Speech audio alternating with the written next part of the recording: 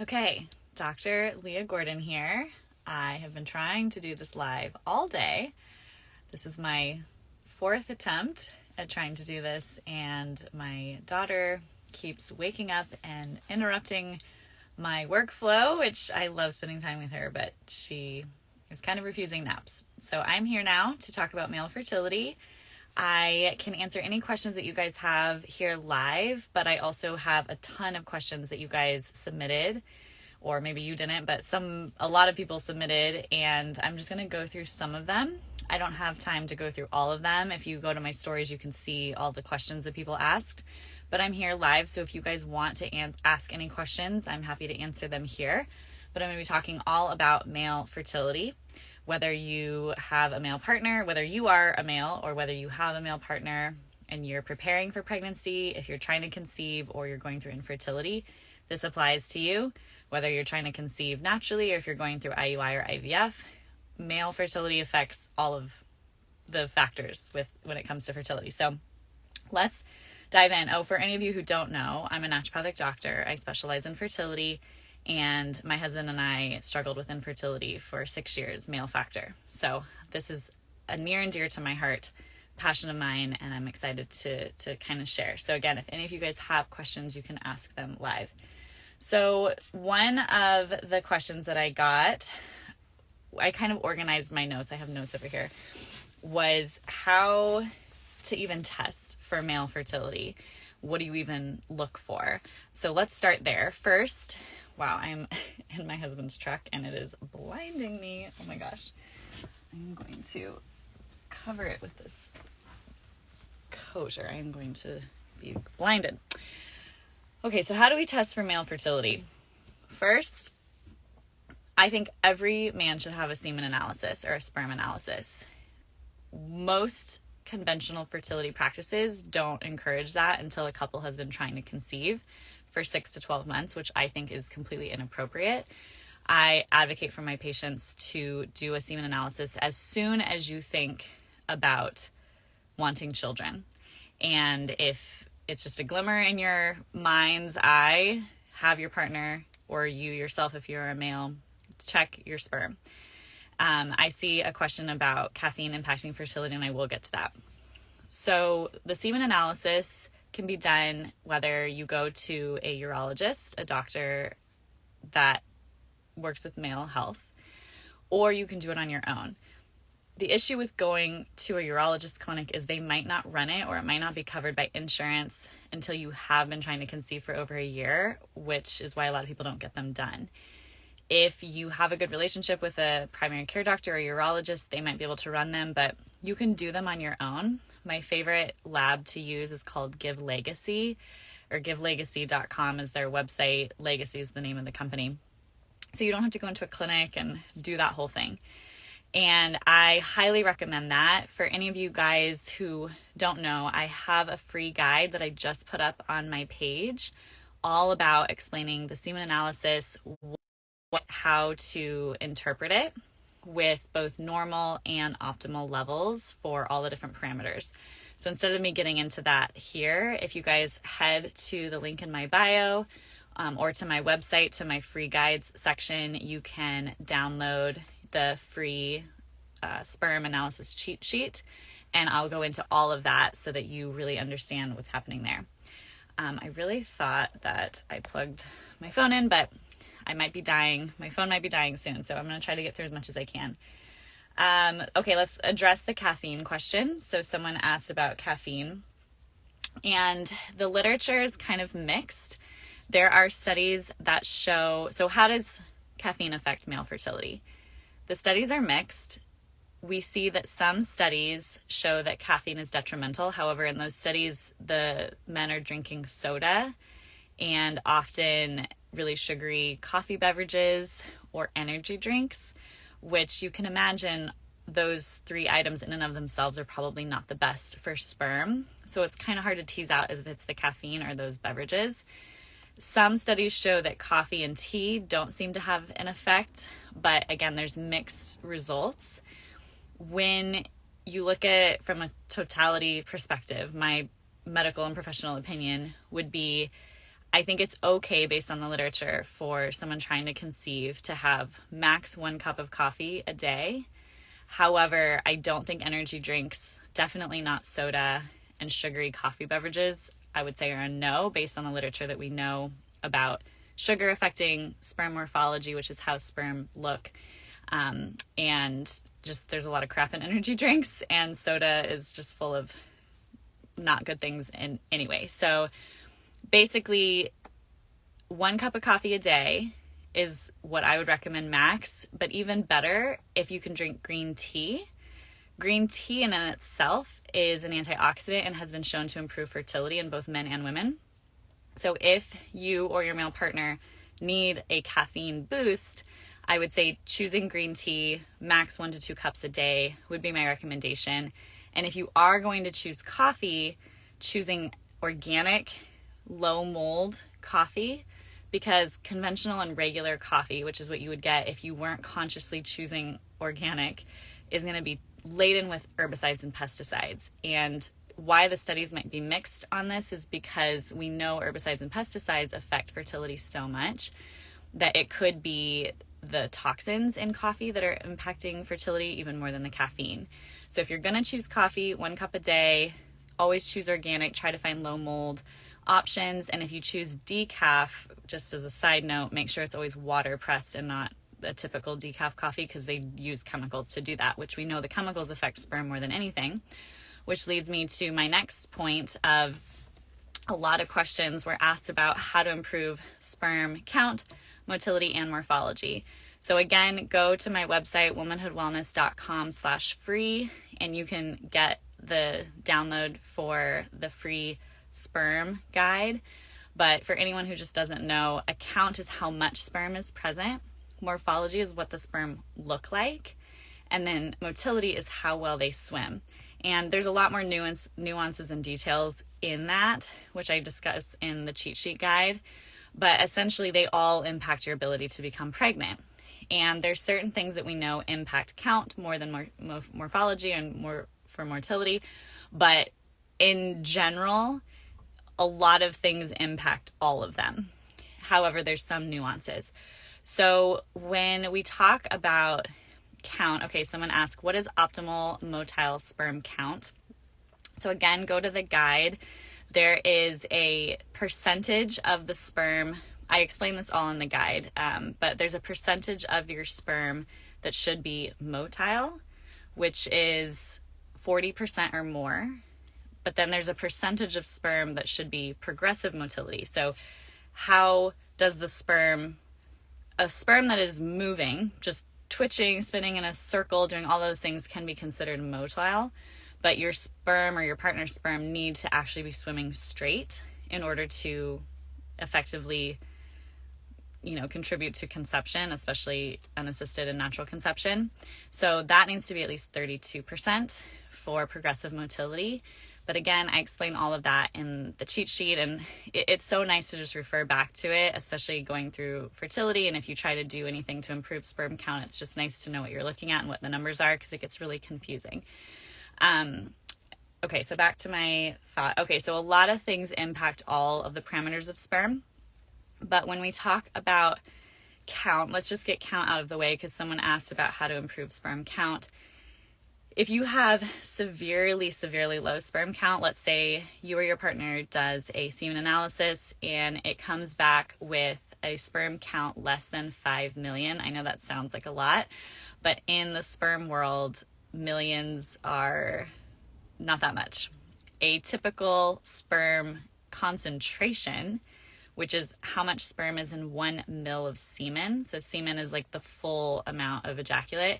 In 1 milliliter, there should be at least 15 million sperm. So that's your sperm concentration.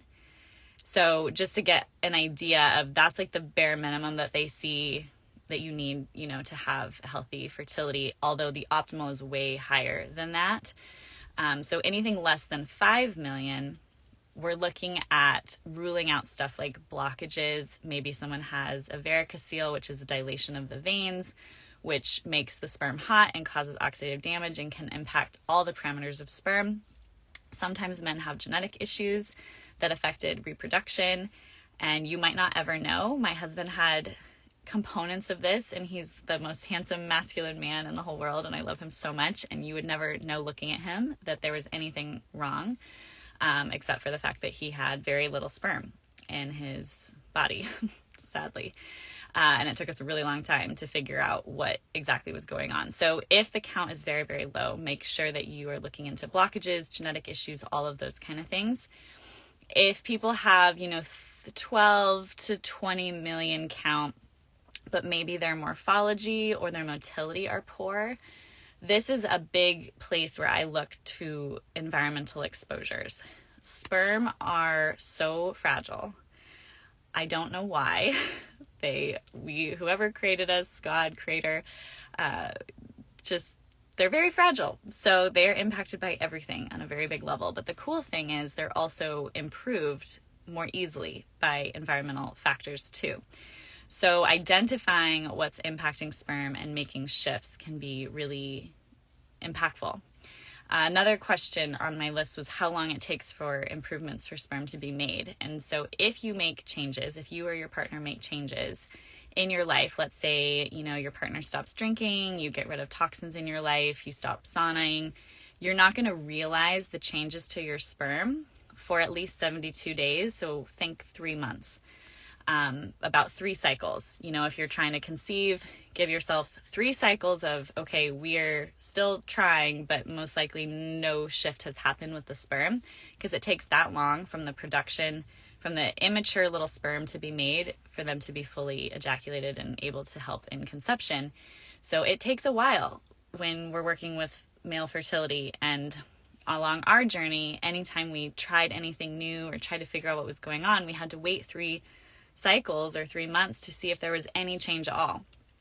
And that can be really frustrating, but it is worth the wait. And I do see really big shifts in my male patients and people who do my programs who shift things in a profound way. So it is cool. And if it's not shifting, then again, there's something more persistent, like a blockage or a genetic issue often at play. So what are the main things that affect sperm? Let me pull up some stuff. So just high level, if your partner drinks alcohol, we know that alcohol really impacts male fertility, even more so than female fertility. Just think anything that are toxins. Sperm are little blobs of DNA. So what impact DNA? Toxins, exposure to heat, exposure to radiation or EMFs.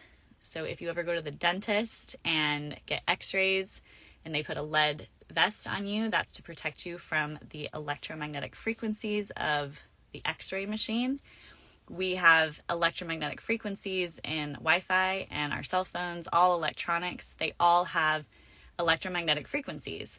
Everything from a microwave to an x-ray machine and all of our devices in the middle. We know that EMFs greatly impact sperm. So alcohol, EMFs, toxins in our personal care products, phthalates, which are found in fragranced items, block testosterone. And testosterone is a hormone that is needed to make sperm. So if you are not making testosterone, you are not making sperm. So cleaning up your personal care products, cleaning up your Wi-Fi and your EMF exposure is really important. Reducing alcohol, reducing, like I already mentioned, energy drinks, non-organic coffee, highly sugary beverages. It's actually interesting. Sugar in and of itself has been shown to greatly impact motility of sperm. And a lot of the things that men are exposed to are just the daily practices that they have. What do they choose to put in their body? What do they choose to drink? How do they choose to be? The other factor are unhealthy foods. Eating a organic whole food diet full of lots of colorful fruits and vegetables, healthy grass-fed meats, and getting rid of trans fats. So trans fats are a big factor in male fertility, and they're found in a lot of fake food. Think any food that doesn't go bad on a shelf. If it can be in a gas station or a grocery store for a long time, or you buy it, it doesn't need to be refrigerated and it doesn't go bad, or things that are solid fats that are solid at room temperature, like margarine, all have trans fats.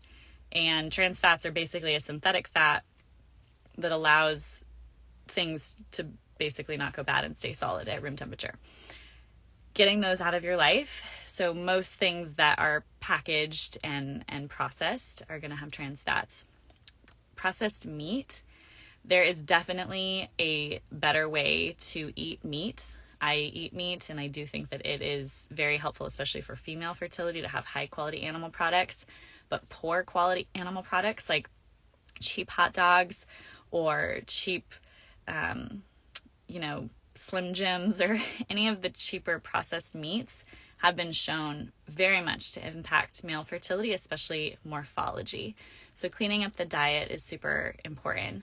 My phone is about to die. This is so sad. So I'm just going to leave you with some practical tips, and I will be sharing some more of this over the next few weeks because it's the month of Father's Day. It actually makes me want to cry when I think about how hard it is when you are someone going through male factor infertility around this time. Even more so, Mother's Day was hard, obviously for me, but Father's Day was always really, really sad because it always made my husband so sad that he couldn't give me a child when I wanted that so badly, and that he couldn't become a father. And now he is, which is amazing. And for anyone who doesn't know my story, we ended up having to do IVF. But the biggest thing that I want to leave people with is, even if you have to do IUI or IVF and have reproductive help, we have to optimize sperm. The conventional fertility model doesn't care about sperm. They really don't.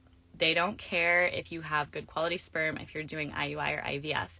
They say it bypasses all of the issues with motility and morphology, and I completely disagree that this isn't something that we should be focusing on, because if a sperm has poor motility or poor morphology, that is a sign that the DNA of that sperm is compromised in some way. And if that's the case, then there's a high likelihood that that sperm, even if used in IUI or IVF, will make poor quality embryos, which can lead to miscarriages or failure to transfer, or just not having enough good quality embryos. And so regardless of whether you are conceiving naturally or doing IUI or IVF, it is imperative that you or your partner, whoever's listening to this, focus on improving sperm. So let's get into some things. So 3 key minerals that I love for sperm health are zinc. Zinc is a very important mineral. It helps to boost testosterone, which again is the main male hormone that is needed for sperm health. Shilajit, which is actually a substance that is very mineral dense. So it's not just one mineral, but it's not an herb either. It's a conglomerate of really dense minerals that's made in a very specific part of the US, or not the US, oh my God, of the world. And it's the breakdown of all of this organic matter that creates a really nutrient dense product. And Shilajit is very, very good for male fertility. And then the other one is selenium. Selenium is a powerful antioxidant. It's needed for your thyroid. Thyroid is something very important for male fertility as well. So 3 of my top minerals for sperm and for male fertility are zinc, selenium, and Shilajit. If we look at morphology, again, morphology is how sperm look. Then some of my top nutrients for that are glutathione. Glutathione is an antioxidant. And when we look at sperm and its integrity, if the shape is off, if it has 2 heads or 2 tails, or it doesn't look right, that's a sign that its DNA is impacted in some way.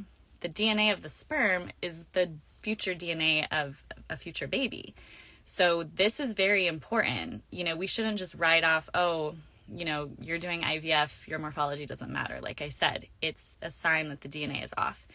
And things that impact DNA, like I mentioned, are typically toxins, which can exist in toxins in our environment, in our food, in the beverages we choose to have, in our environment, like an EMF exposure. And so the biggest thing that we want to support for morphology are antioxidants, because toxins create oxidative damage, which breaks down DNA. antioxidants. If you've ever heard of vitamin C being an antioxidant, oh no, the sperm cheat sheet doesn't work on the website. Oh, that is not good. I will have to fix that right away. Thank you for letting me know. And I will put up an announcement on my story later today. See if you can go. I think your name's Megan, because Megan, can you go to my link in bio and see if it works from there, or if it's just the website that isn't working? I would love to know that, if you could look into that for me. So antioxidants are super important for morphology. So glutathione is our main antioxidant that helps with detox, getting chemicals and toxins out, and also is an antioxidant. CoQ10 or ubiquinol, which is the active form of CoQ10, is one of my favorite antioxidants. Okay, perfect. Thank you for reporting back. And it's one of my favorite antioxidants. It is super powerful and has been shown to be so effective that even conventional IVF clinics often are recommending CoQ10 for their male and fertility patients, which I love seeing. The other nutrient is vitamin C. Vitamin C, again, is an antioxidant. Vitamin C is found in a lot of your citrus fruits and vegetables, things like leafy greens, tomatoes, oranges. All of these things are high in vitamin C because they are antioxidants. They fight oxidative damage. And then pycnogenol. Pycnogenol is another antioxidant that has actually been shown to be really helpful for morphology. And it looks like my battery is going to die soon. So I'm going to hop on here maybe more times this week and do some more lives talking about motility, count, other things that we can do to support sperm. And I'm going to be posting a bunch of stuff on my page. And hopefully Megan can report back and I will go fix that cheat sheet. I wonder if I can actually even do it here. With the last time that I have before my phone dies, I just want to make sure that that is working. I put it up last night and I always thought that I checked everything, but you never know. Definitely go get that, though. I wish I had had that. The amount of times that I've had to look up the normals. Oh, you think it worked? Okay, perfect. So on my link in bio, just not on the website. I will fix that. Anyways, any last minute questions before I sign off? If you went to my stories, you saw that I had a lot of people question in, so I'll try to work on answering some of those with written text and turning some of this into videos and doing some more posts. But if you guys have anything else that you want to learn about, please let me know. There's a lot to dive into with male fertility, and I just want to be here to help support you guys through this confusing aspect of fertility that I think is very under talked about and under supported in the whole spectrum of fertility. I'm just curious, Megan, if you're still on, where did you go on the website? Okay, Jasmine asks what company to test sperm through. So I like Legacy. The company is called Legacy. Their website is www.givelegacy.com. Good supplements for motility. Oh yes, I didn't get into that. Let me just quickly. So motility has a lot. I'll just share 4 with you. So L-carnitine and acetyl L-carnitine. These are 2 different versions of sort of a similar nutrient. Very, very helpful for motility. Vitamin E actually has been shown to be very super, super helpful for motility as well. L-arginine. L-arginine is an amino acid. It's actually really good for vascular health, and that has been shown to be super helpful for motility. And then the last one that I have here is astragalus. Yeah, astragalus is an herb that is really good for your immune health, but also an adaptogen. And it has also been shown to be super helpful for motility. And there's a few others as well. I'll make some posts about that for you guys soon. And I don't know if Megan's still here or not, but I really want to understand where the breakdown was for that guide. But definitely go check it out, and hopefully it's working for you guys. Someone message me on DMs if it's not working. But I'm going to hop off because I think my phone's about to die, but I hope that this was helpful. And I plan to hop on and do some more in the coming days. And in honor of Father's Day month, I am excited to support you guys. Just kidding. The link in your bio works. Just take a minute. Sorry for all the comments. Okay, no worries. I'm just curious, Megan, is Did you say that the website didn't work, or just that the email wasn't sent on time, or did something on the website actually not work? I'll just check it all. Thank you for bringing it to my attention. Okay, my phone is very hot. It is gonna blow up, but I hope that you guys have a wonderful afternoon, and I will be hopping on here again in the next day or two. Bye.